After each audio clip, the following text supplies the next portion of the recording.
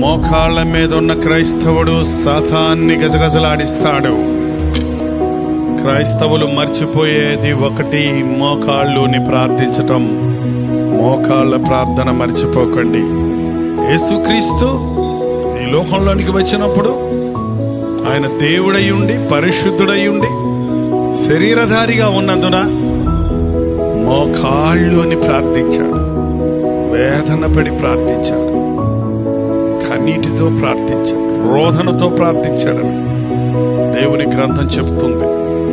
మనం కన్నీటితో ప్రార్థిస్తున్నప్పుడు మన గుండెలు కరుగుతాయి.